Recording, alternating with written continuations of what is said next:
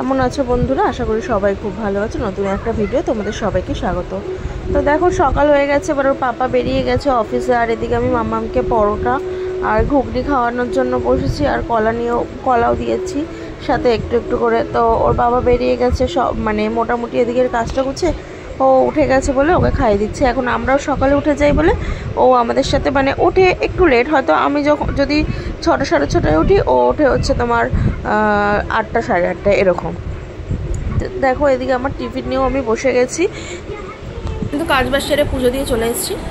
আর তোমার এই এখন ওর বাবাকে যেহেতু পরোটা আর ঘুগনি করে দিয়েছিলাম সকালে, ওর জন্য এখন আবার পরোটা আর ঘুগনি নিয়ে আসলাম। আমার পুজো দেওয়া হয়ে গেছে, এখন আমি খাবো। মামারও খারাপ হয়ে গেছে, তো খেয়ে আবার যাবো ওই বাড়ি আজকে,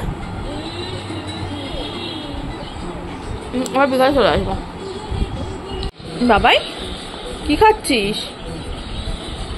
এ ভাই ঝাল লাগছে না? কিরে কি তো ঝাল হয়েছে, দেখো ও করছে তবুও খাচ্ছে। বাবাই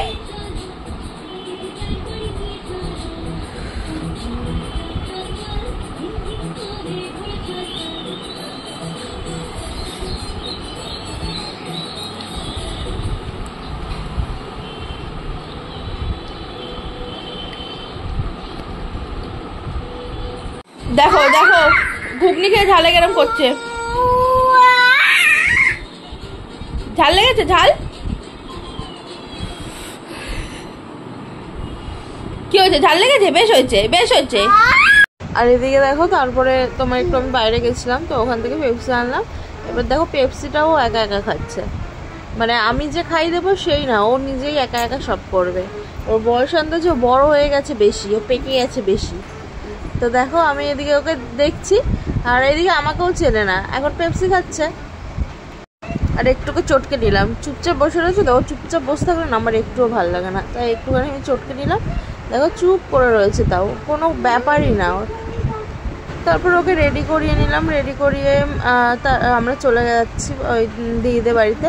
আর আজকে জানো তো অনেক দিন পর এই পেপসিটা খেলাম, বাড়ির দোকানেই পাওয়া যাচ্ছিলো সামনেই, তো ওখানে গেছিলাম, দেখলাম একজন নিচ্ছিল, তো আমিও নিয়ে আসলাম, দিদিদের জন্য নিয়ে এসেছি সবাই মিলে খাবো বলে।